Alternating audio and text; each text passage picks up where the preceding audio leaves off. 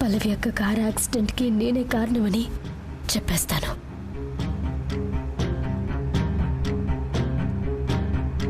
ఏమండి, మీతో మీతో మీతో కాస్త మాట్లాడచ్చా?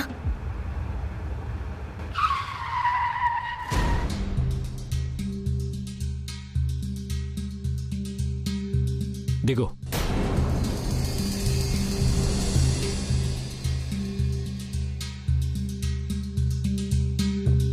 అది కాదండి, నేను మీతో ఒక విషయం మాట్లాడాలి. దిగు.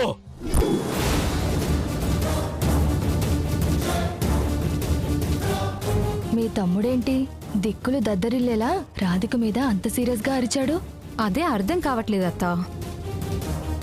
వెళ్ళేటప్పుడు ఇద్దరు చాలా హ్యాపీగా వెళ్లారు. మరి ఇంతలోనే ఏం జరిగిందో, రాధిక మీద కార్తిక్కి అంత కోపం ఎందుకొచ్చిందో తెలియట్లేదు.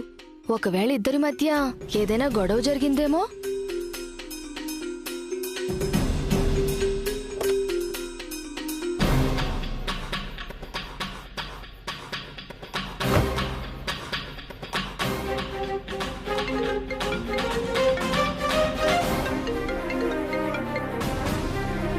వచ్చేస్తున్నానని ఆల్రెడీ చెప్పాను కదా. ఎందుకు ఇన్నిసార్లు ఫోన్ చేస్తున్నావు? చెప్తే అర్థం కదా?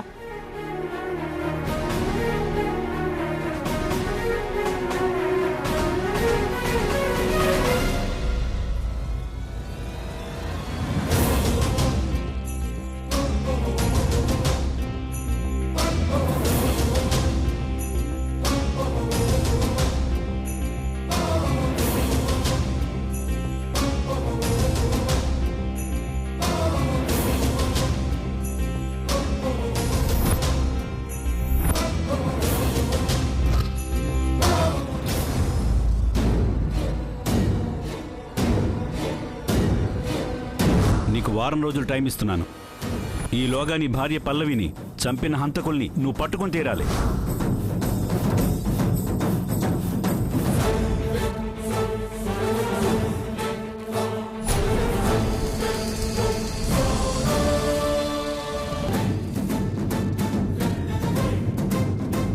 నా పల్లవిని చంపిన వాళ్ళని పట్టుకుని తీరుతాను.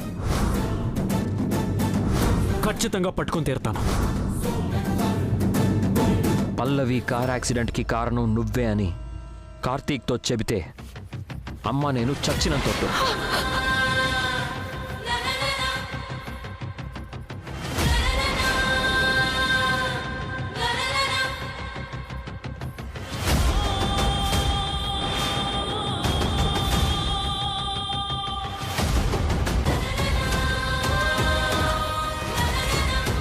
ఇదేంటి, ఈ పిల్ల ఇంట్లోకి రాకుండా బయటకు వెళ్ళిపోతుంది? అంటే చాలా పెద్ద గొడవే జరిగిందన్నమాట. లేదత్తా, ఈ రాధిక చాలా మొండిది. ఎంత గొడవ జరిగినా సరే అది కార్తిక్ని ఇంటిని గబ్బిలంలా పట్టుకుని వేలాడుతుందే తప్ప గుమ్మం దాటి బయట అడుగు పెట్టదు. మరైతే ఇంటి దాకా వచ్చి ఇంట్లోకి రాకుండా బయటకెందుకు వెళ్తున్నట్టు?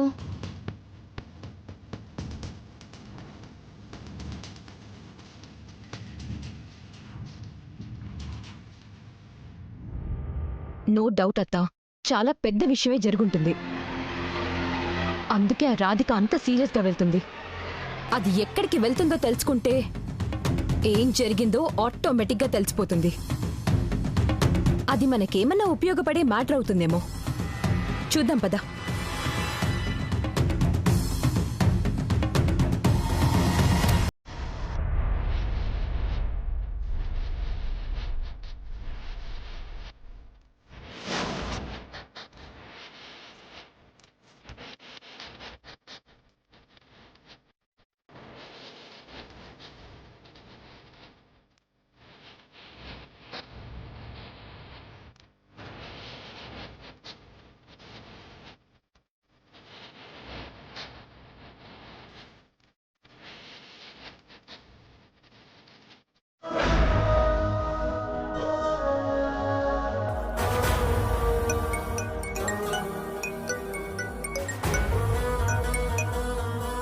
హలో రాధి.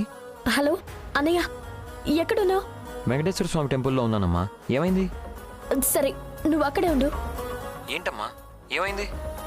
వస్తున్నాను కదా, చెప్తాను. అలాగేనమ్మా. అన్న వెంకటేశ్వర స్వామి గుడికి తీసుకెళ్ళండి. సరే అమ్మా.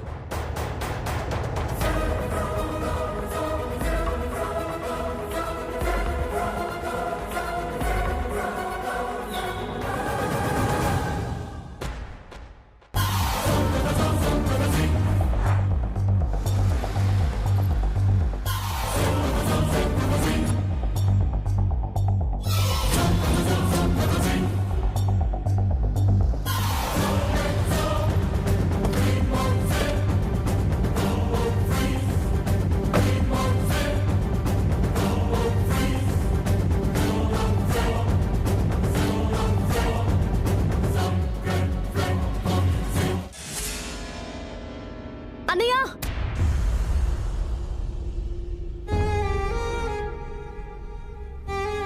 అమ్మ రాధి,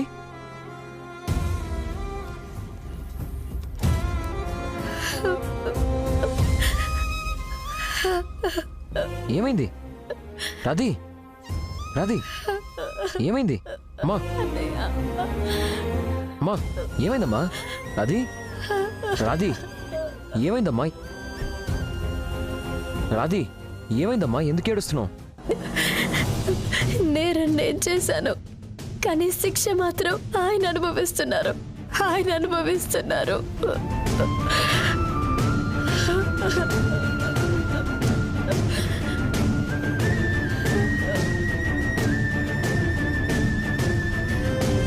ఆయన్ని పట్టుకుని అందరూ భార్యని చంపేసిన హంతకుడు అని నిందిస్తున్నారు.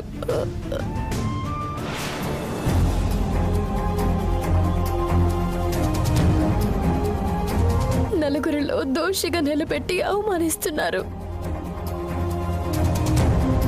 చేయని తప్పుకి ఆయన అలా తలదించుకుంటుంటే నేను చూడలేకపోతున్నాను అన్నయ్య, నేను తట్టుకోలేకపోతున్నాను. రాధి, ఫస్ట్ నువ్వు ఏడవకు. రాధి, ప్లీజ్ రాధి, ఏడవకురా. అన్నయ్య, నా మాట విను. నేను చేసిన తప్పుకి ఆయన అవమానాలు పడుతుంటే గుండె తరుక్కుపోతుందన్నయ్య. ఆ బాధ పశ్చాత్తాపంతో నాకు ప్రాణం పోతున్నట్టుగా ఉంది.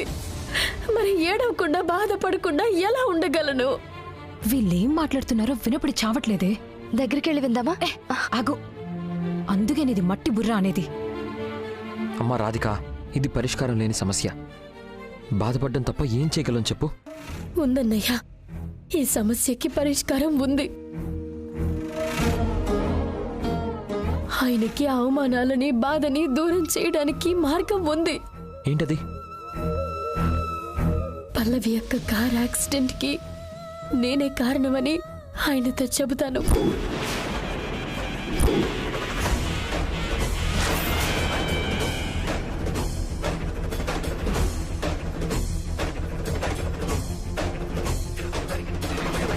పల్లవి యొక్క ప్రాణాలు పోవడానికి నేనే కారణమని ఆయన దగ్గర నిజం ఒప్పుకుంటాను.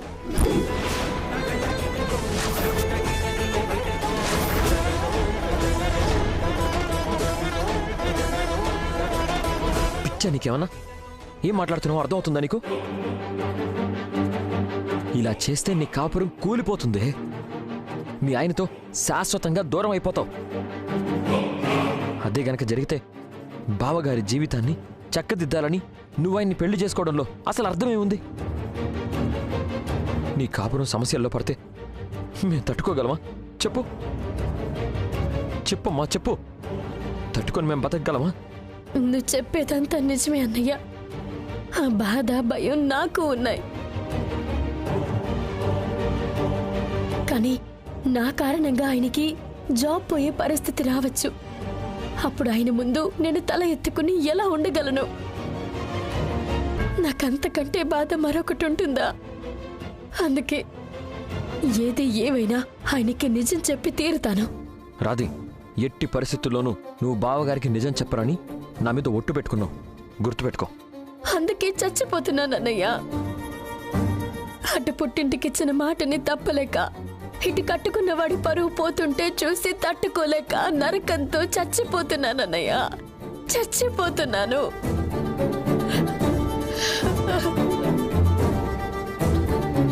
అన్నయ్య, ఈ మానసిక క్షోభ అనుభవించడం నా వల్ల కాదు. ఆయనకి నిజం చెప్పేస్తానన్నయ్యా. దయచేసి నా బాధని అర్థం చేసుకో అన్నయ్యా. ప్లీజ్ అన్నయ్యా, ప్లీజ్. అది కాదు రాది. అన్నయ్య, నువ్వు ఒప్పుకోకపోతే నా మీద ఒట్టే.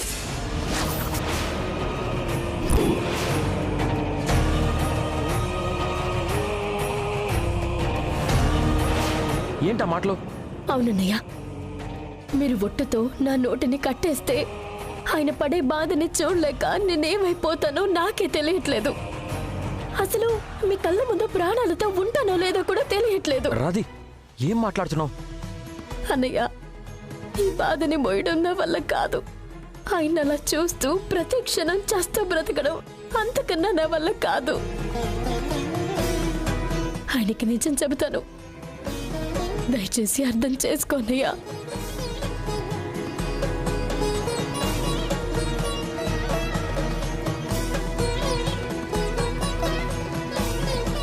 ప్లీజ్ అన్నయ్యా, నీకు దండం పెడతాను. ఈ నరకాన్ని నాకు దూరం చెయ్యన్నయ్యా. ప్లీజ్ అన్నయ్యా, ప్లీజ్, ప్లీజ్ అన్నయ్యా.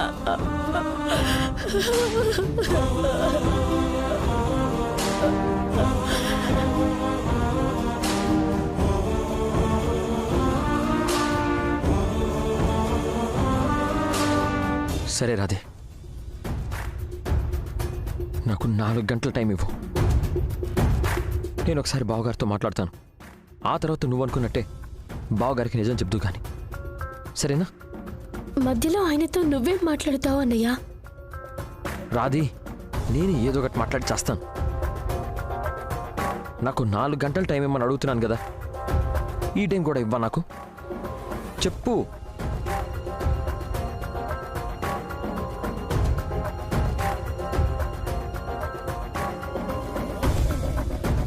సరే అన్నయ్య, 4 గంటలు మాత్రమే ఆగుతాను. ఆ తర్వాత ఆయనకి నిజం చెప్పకుండా ఒక్క క్షణం కూడా ఆగను.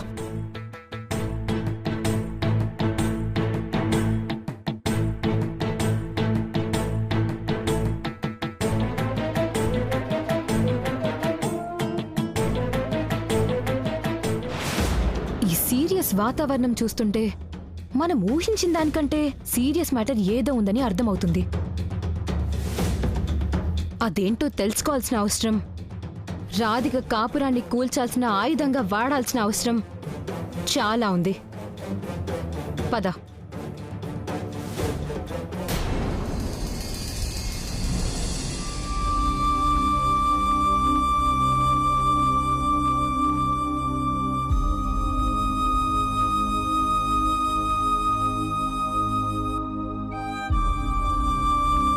పల్లవి యొక్క కార్ యాక్సిడెంట్కి నేనే కారణమనే నిజం ఆయనకి చెప్పకుండా ఆగడం 4 గంటలు కాదు కదా, 4 క్షణాలు కూడా నా వల్ల కావట్లేదన్నయ్యా. దాని తాలూకు పశ్చాత్తాపం నన్నంతలా కాల్చేస్తుంది. ఆయనకి ఎంత త్వరగా నిజం చెప్పాలా, ఆయన మనసులో బాధని ఎంత త్వరగా దూరం చెయ్యాలా అని ఎదురు చూస్తున్నాను.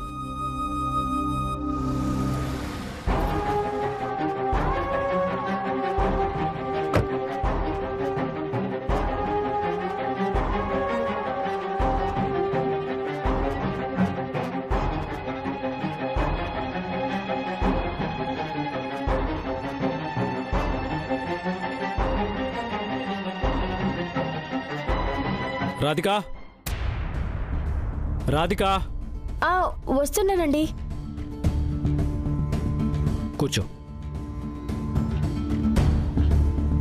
సార్, ఆ రోజు యాక్సిడెంట్ స్పాట్లో పెయింటింగ్ మీద ఉన్న RNSIను ఈ పెయింటింగ్స్ మీద ఉన్న RNSIను ఒకటే సార్.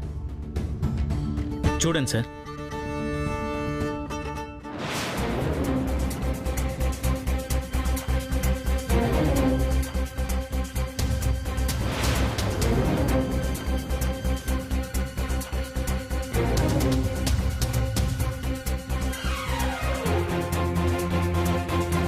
ఆ పెయింటింగ్ గీసిన అమ్మాయి, ఈ పెయింటింగ్ గీసిన అమ్మాయి ఒకరే సార్.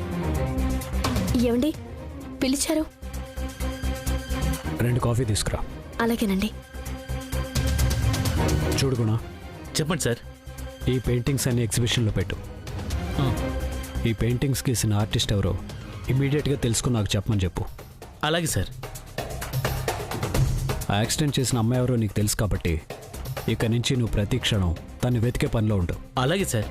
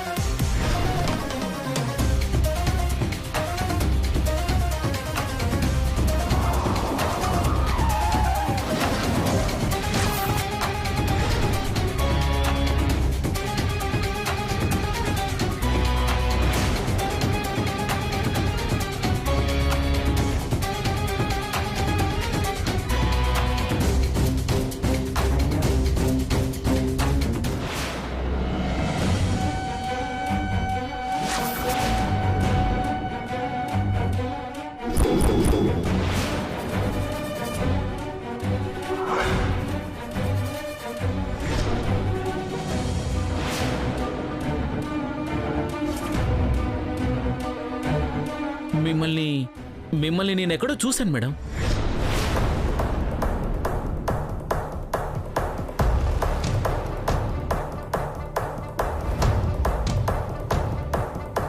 ఓ మై గాడ్, వీడా పల్లవి యాక్సిడెంట్ స్పాట్లో వీడు నన్ను చూసిన విషయం కార్తిక్తో చెప్పేస్తాడేమో.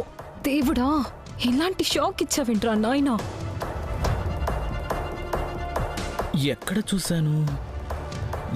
చూశానే. నోవే, మీరు నన్ను ఎక్కడో చూడడం ఏంటి? లేదు మేడం, నాకు బాగా గుర్తుంది. మిమ్మల్ని ఖచ్చితంగా ఎక్కడో చూశాను మేడం.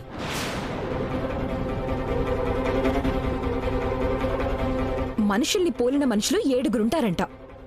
నాలాంటి వాళ్ళని నువ్వెక్కడో చూసుంటావు, బట్ నేను మాత్రం నేనెక్కడో చూడలేదు. అసలు నువ్వెవరో కూడా నాకు తెలీదు. లేదు మేడం, మీ ఫేస్ నాకు బాగా గుర్తుంది. నేను చూసింది మిమ్మల్నే. మా అక్కను చూశానని అంత ఖచ్చితంగా చెప్తున్నావు. పైగా ఈ విషయం చెప్పడానికి కంగారు కూడా పడుతున్నావు. అసలు మా అక్కను ఎక్కడ చూసావు? ఎందుకు అంత కంగారు పడుతున్నావు?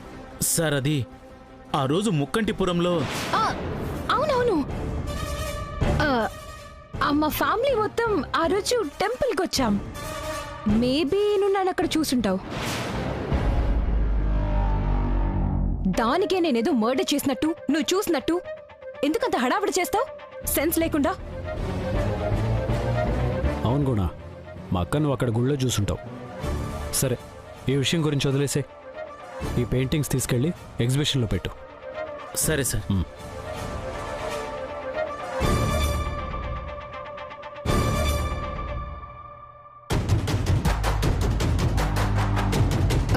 కార్తిక్, ఆ పెయింటింగ్స్ ఎగ్జిబిషన్లో పెట్టించమని ఎందుకు చెప్తున్నావు? పల్లవిని చంపిన హంతకురాల్ని పట్టుకోవడానికి.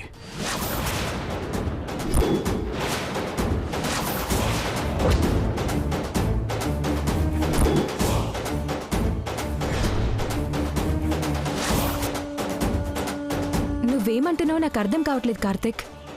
ఆ పెయింటింగ్ ద్వారా పల్లవిని చంపిన హంతకురాల్ని నువ్వు ఎలా పట్టుకుంటావు? పల్లవికి యాక్సిడెంట్ అయిన ప్లేస్లో ఆ పెయింటింగ్ దొరికింది. ఆ పెయింటింగ్ మీద ఆర్ అనే సైన్ ఉంది.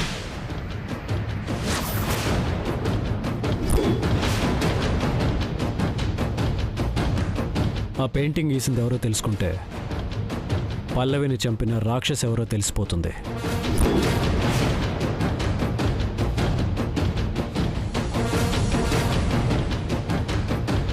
అందుకే ఆ పెయింటింగ్స్ని ఎగ్జిబిషన్లో పెట్టిస్తున్నాను. 4-5 రోజుల్లో పల్లవి ప్రాణాలు తీసిన దుర్మార్గురాల్ని పట్టుకోబోతున్నాను.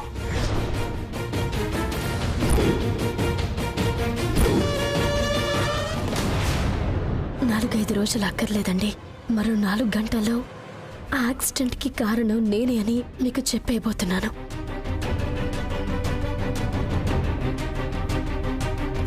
ఇంకో 4 గంటల్లో 4 ఏళ్లుగా మీరు మనసులో మోస్తున్న బాధని మీకు దూరం చేస్తానండి.